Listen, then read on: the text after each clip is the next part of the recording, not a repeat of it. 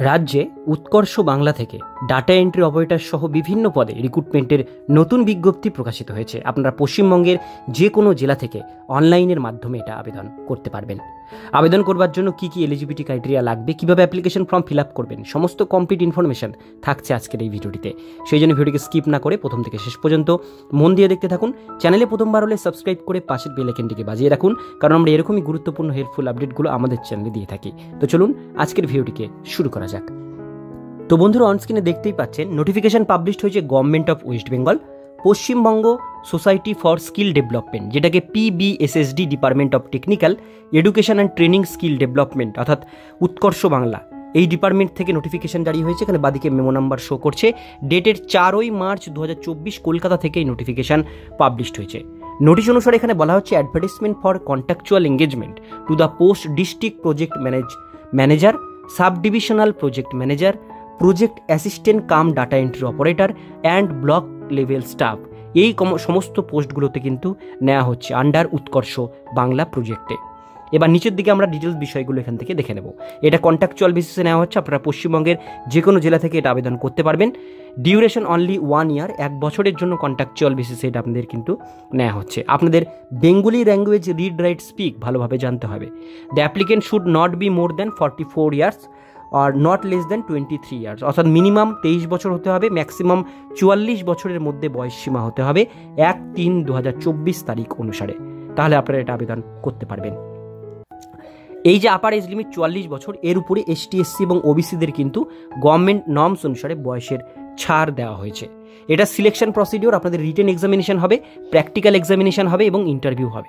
Written examination হবে MCQ type question 50 মার্কসের, practical test হবে 30 মার্কসের এবং পার্সোনাল ইন্টারভিউ হবে 20 মার্কসের। সমস্ত কিছু পরিষ্কার ডিটেলস বিষয় এখানে মেনশন করা হচ্ছে। এবার আমরা এক এক করে প্রত্যেকটা পোস্ট ডিটেলস বিষয় দেখে নেব। প্রথমেই ডিস্ট্রিক্ট প্রজেক্ট ম্যানেজার, যেটাকে DPM পোস্ট বলা হয়, এর জন্য আপনাদের must B A post graduate degree complete থাকতে হবে, should have minimum 2 years experience থাকতে হবে ডিস্ট্রিক্ট প্রজেক্ট ম্যানেজারের উপরে। এর সঙ্গে এক্সপিরিয়েন্স ইন ওয়ার্কিং কম্পিউটারের উপরে আপনাদের কিন্তু এক্সপিরিয়েন্স থাকতে হবে। Should have good written verbal communication Bengali and English language, good written অর্থাৎ লেখা আপনাদের ভালোভাবে জানতে হবে। এখানে স্যালারি আছে পার মান্থ এখানে 25,000 টাকা। এবার আমরা চলে আসবো নেক্সট পোস্টগুলোতে, যে পোস্টগুলোর জন্য আপনারা এখানে আবেদন করতে পারেন। সেটা হচ্ছে সাব ডিভিশনাল প্রজেক্ট ম্যানেজার, যেটাকে SDPM বলা হয়। এর জন্য পোস্ট গ্র্যাজুয়েশন ডিগ্রি, 1 বছরের মিনিমাম এক্সপিরিয়েন্স লাগবে এবং কম্পিউটার অবশ্যই জানা থাকতে হবে এবং গুড রিটেন ভার্বাল কমিউনিকেশন থাকতে হবে বেঙ্গলি এবং ইংলিশ ল্যাঙ্গুয়েজের উপরে। স্যালারি পার মান্থ 20,000 টাকা। এরপর আমরা দেখে নেব নেক্সট পোস্ট হচ্ছে ব্লক লেভেল স্টাফ, যেটাকে BLS বলা হয়।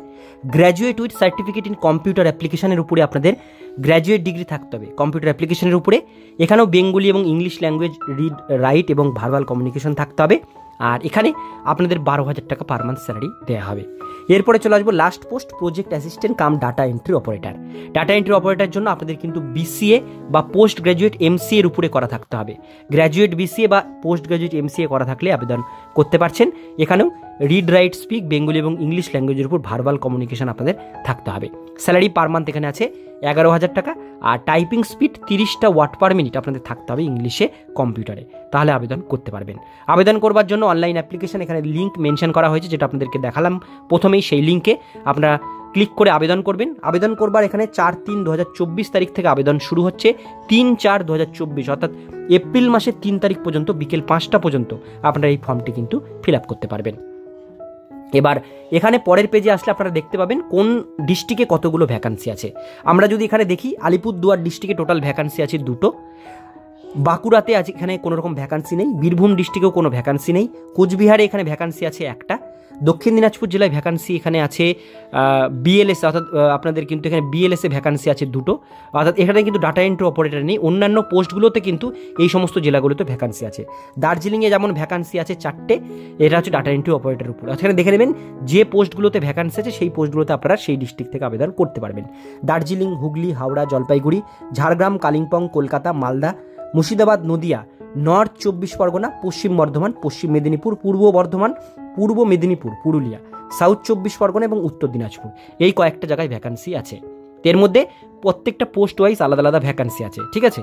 তো এখানে প্রথম যে পোস্ট সেটাতে 1টা ভ্যাকান্সি আছে, পরের পোস্টটিতে 10টা, সব ডিস্ট্রিক্ট মিলিয়ে আর তার 3rd নাম্বার পোস্টটিতে 44টা এবং ডাটা এন্ট্রি অপারেটরে আছে 19টা পোস্ট। এটা হচ্ছে প্রত্যেকটা ডিস্ট্রিক্ট মিলিয়ে। আপনারা যে ডিস্ট্রিক্ট থেকে বিলং করছেন সেই ডিস্ট্রিক্টের কোন পোস্টে ভ্যাকান্সি সেটা দেখে নিয়ে তারপরে এটা আবেদন করবেন। এবার লাস্ট পেজে আসলে অ্যাপ্লিকেশন প্রোফর্মা দেওয়া হয়েছে, এটা হচ্ছে ডোমিসাইল সার্টিফিকেটের জন্য। এটা আপনারা এখন লাগবে না, যখন আপনারা এই ফর্মটির জন্য এলিজিবল হয়ে যাবেন এই চাকরির জন্য তখন আপনাদের এই ডোমিসাইল সার্টিফিকেটটা লাগবে, এখন এটার দরকার নেই। এবার আমরা দেখব কিভাবে আপনারা এটা আবেদন করবেন। আবেদন করবার জন্য এই যে অফিসিয়াল পেজ দেখতে পাচ্ছেন, এই পেজের লিঙ্ক থাকবে ডেসক্রিপশন বক্সে, সেখানে ক্লিক করবেন, এই পেজটি ওপেন হবে। এই পেজটিতে প্রথমে আছে অ্যাপ্লিকেশন ফর দ্য পোস্ট, পোস্টের নামটি আপনাদের কিন্তু এখান থেকে সিলেক্ট করে নিতে হবে, ঠিক আছে। তো আমি এখানে যেটা আপনারা করবেন, যদি ডাটা এন্ট্রি অপারেটরে করেন আপনাদের ডিস্ট্রিক্ট ওয়াইজ আপনারা ডাটা এন্ট্রি অপারেটর সিলেক্ট করবেন। তারপরে চলে আসবেন application, select application under district, যে ডিস্ট্রিক্টে এখানে আপনারা করতে চাচ্ছেন সেই ডিস্ট্রিক্টের নামটা এখানে দেবেন। পরে চলে আসবো এখানে বেসিক ইনফরমেশন, আপনাদের মিস্টার মিসেস সেটা দিতে হবে, first name, middle name, last name দেবেন। তারপরে এখানে চলে আসবো, এখানে আপনাদের ফাদার্স নেমের মিস্টার দেবেন, ফার্স্ট নেম লাস্ট নেম দেবেন, এখানে মিডিল নেম থাকলে দেবেন। তারপরে মাদার্স নেমের এখানে পুরোটা ফিল আপ করতে হবে, গার্জেনের সাথে আপনাদের কী রিলেশনশিপ সেটা কিন্তু আপনাদের এই বক্সের মধ্যে ফিল আপ করতে হবে। এরপরে চলে আসবো গার্জেনের first name, middle name, last name দেবেন। ক্যাটাগরির জায়গায় আপনারা কাস্ট কি, জেনারেল, এসটি, এসসি, ওবিসি এই জায়গাটা দিতে হবে। রিলিজিয়ান আপনারা হিন্দু না মুসলিম না খ্রিস্টান জৈন সেটা দেবেন। এই বক্সে আপনাদের ডেট অফ বার্থ, ক্যালেন্ডার এখানে ক্লিক করে চুজ করবেন। অটোমেটিক দেখবেন নিচের এই বক্সটিতে কিন্তু এজ লিমিট চলে আসবে। নিচের দিকে চলে আসবো, এখানে আপনাদের জেন্ডারটি কিন্তু এখান থেকে সিলেক্ট করতে হবে, এখানে জেন্ডার সিলেক্ট করবেন। ভোটার আইডি কার্ড, এখানে কিন্তু আপনাদের ভোটার আইডি কার্ডের নাম্বারটা কিন্তু আপনাদের এখানে মেনশন করতে হবে। ইএক্স সার্ভিসম্যান কেন এটাকে ইয়েস নো করবেন। নিচের দিকে চলে আসবো, এখানে ফিজিক্যাল হ্যান্ডিক্যাপ কিনা এই বক্সে আপনাদের ইয়েস নো করতে হবে। ন্যাশনালিটি ইন্ডিয়ান অটোমেটিক চলে আসবে। নিচের দিকে আসলে এখানে পুরো অ্যাড্রেসটা আপনাদের এখানে মেনশন করতে হবে। যেমন এখানে প্রথমে গ্রামের নামটি আপনারা দেবেন, স্ট্রিট নেম থাকলে দেবেন, পোস্ট অফিসের নামটি কিন্তু এখানে আপনাদের দিতে হবে, পুলিশ স্টেশনের নাম, পরপর এইভাবে স্টেট, ডিস্ট্রিক্ট সমস্ত কিছু ফিল আপ করবেন। সাব ডিভিশন কি সেটা দিতে হবে, ব্লকের নাম দিতে হবে, পিনকোড দেবেন। এবার দুটো অ্যাড্রেস যদি সেম হয়, পার্মানেন্ট এবং কমিউনিকেশন, এই বক্সে একটা চেক করবেন, অটোমেটিক দুটো অ্যাড্রেস কিন্তু আপনাদের নিয়ে নেবে।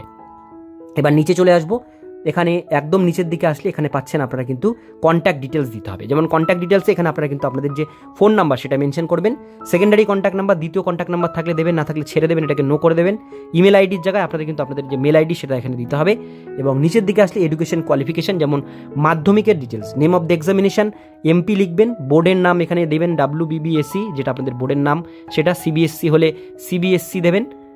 এইভাবে আপনাদের ফিল আপ করতে হবে। নিচে আপনাদের কিন্তু এই বক্সের মধ্যে পার্সেন্টেজ দিতে হবে, কত পার্সেন্টেজ নাম্বার পেয়েছেন, কত সালে মাধ্যমিক পাস করেছেন সেটা দেবেন।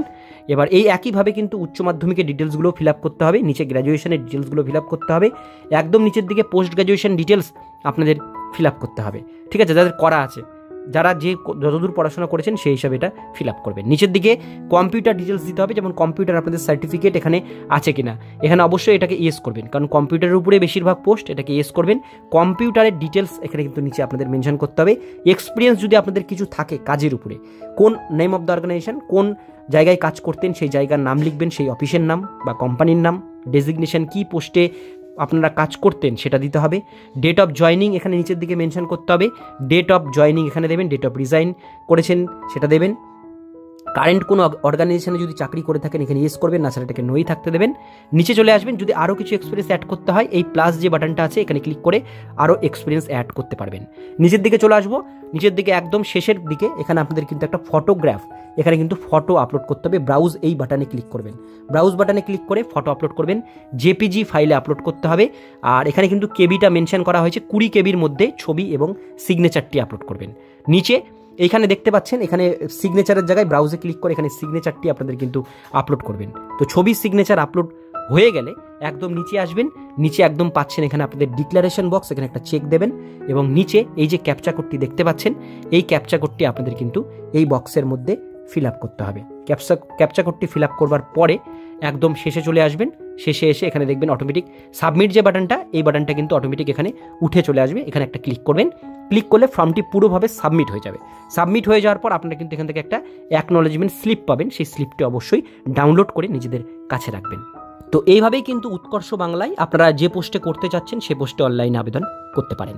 আজকের ভিডিও এতটুকুন পর্যন্ত। এই ভিডিওটি কেমন লাগলো অবশ্যই কমেন্টে জানাবেন, ভালো লাগলে লাইক করবেন, চ্যানেলে প্রথমবার হলে সাবস্ক্রাইব করে পাশের বেল আইকনটিকে বাজিয়ে রাখবেন, কারণ আমরা এরকমই গুরুত্বপূর্ণ হেল্পফুল আপডেট আমাদের চ্যানেলে দিয়ে থাকি।